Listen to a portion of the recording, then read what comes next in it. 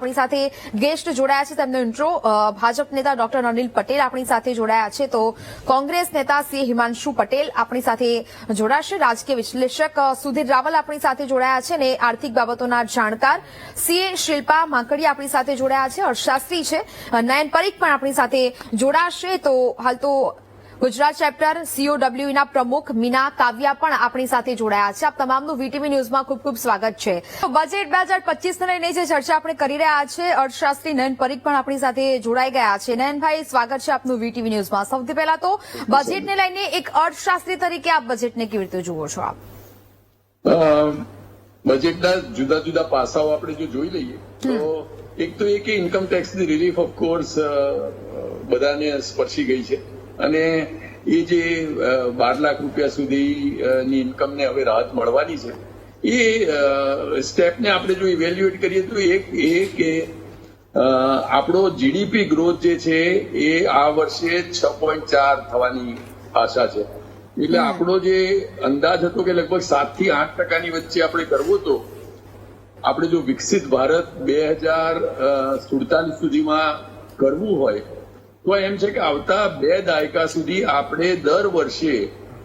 જીડીપીનો growth લગભગ 8% કમ્પાઉન્ડેડ annual growth rate જોઈએ એટલે 8%ના દરે આપણો જો જીડીપી ગ્રોથ વધે તો આપણે વિકસિત ભારતનું 2047માં જે સ્વપ્ન છે એ પૂરું કરીએ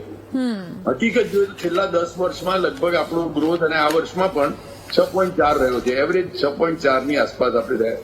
એટલે આપણે 1.6% દર વર્ષે ઓછો કરીએ છીએ આપણે જો આ વિકાસ નહીં કરીએ તો આપણું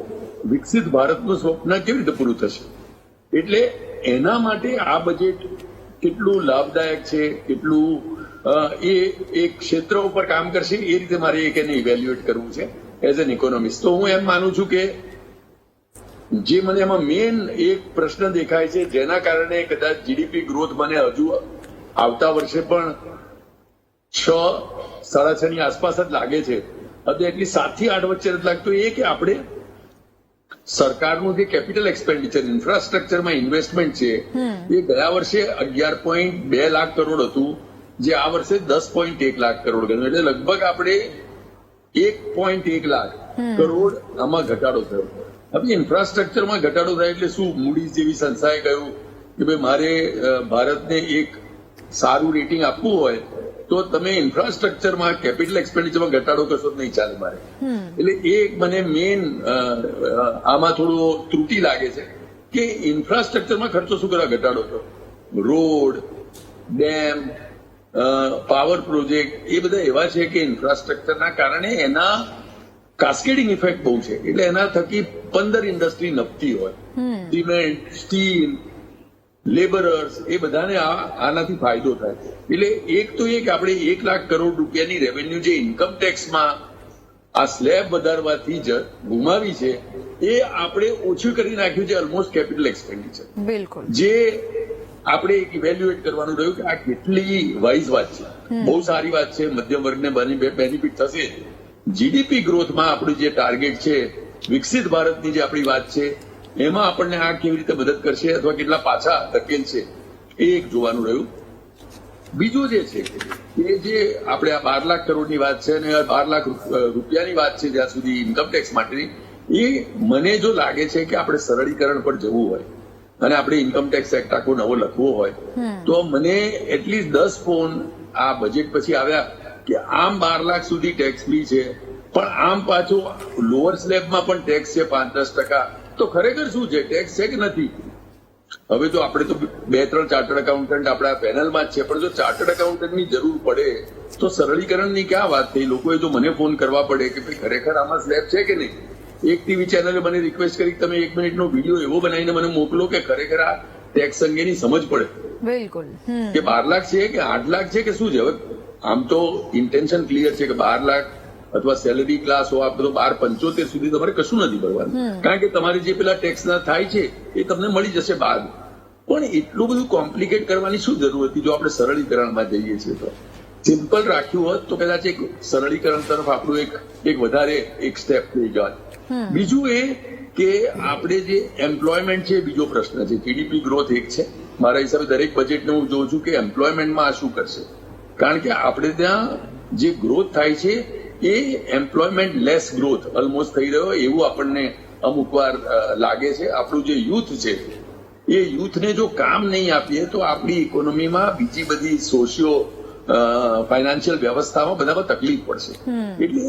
એને જો મારે ઇવેલ્યુએટ કરવું હોય તો એમાં બને બે સારી ને બે ખરાબ જે વાતો લાગે છે. એક સારી વાત એ લાગે છે કે આમાં એમએસએમઈ સેક્ટરને મહત્વ આપ્યું છે.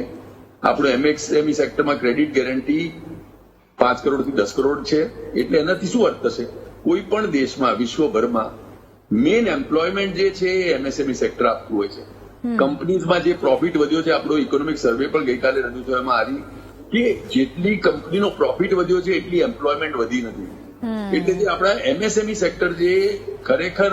એમ્પ્લોયમેન્ટ આપે છે એને આમાં એટલીસ્ટ મદદ કરાઈ છે. એમએસએમઈ સેક્ટરનો લિમિટ વધારી છે. પણ શું નથી થયું? મારી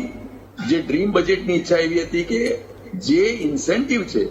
ઇન્કમ ટેક્સનું અથવા તો ડાયરેક્ટ, એ ઇન્સેન્ટિવ જો એમ્પ્લોયમેન્ટને લિંક્ડ અપાત, એટલે તમે 100 માણસોને એમ્પ્લોય કરો તો આ બેનિફિટ મળે. આપણે ત્યાં પ્રોડક્શન લિંક્ડ ઇન્સેન્ટિવ જાહેર થયા છે. એના કારણે પ્રોડક્શન સેક્ટરમાં આપણે આઈફોન જેવા ફોન હવે આપણે ત્યાં બનવા માંડ્યા છે. પણ સાથે સાથે એને લગતું અને ડાયરેક્ટ કે તમે 100 માણસો એમ્પ્લોય કરો, 200, 500, 1000, તો તમને આ ઇન્કમ ટેક્સમાં રાહત મળશે અથવા આ તમને તમારા કેપિટલ સબસિડી મળશે. એ આપણે એમ્પ્લોયમેન્ટને લિંક કરીશું. એ મારા ખ્યાલથી બહુ તાતી જરૂરિયાત છે. આ વર્ષે ચૂકી ગયા તો આવતા વર્ષે હું આશા રાખું કે આપણે જોવા મળે. એમાં એક પ્રયત્ન એ થયો છે કે 500 કરોડ રૂપિયા એજ્યુકેશન સ્કિલિંગ માટે વપરાયા છે. પણ એના થકી ખરેખર એમ્પ્લોયમેન્ટ જનરેટ થશે. લાસ્ટ માઇલની જે ઇન્સેન્ટિવ આપવા વાળી વાત હતી એ જો આપણે ચૂકી ગયા છે તો મારા ખ્યાલથી એની જરા મને ત્રુટિ લાગે છે. બીજા બે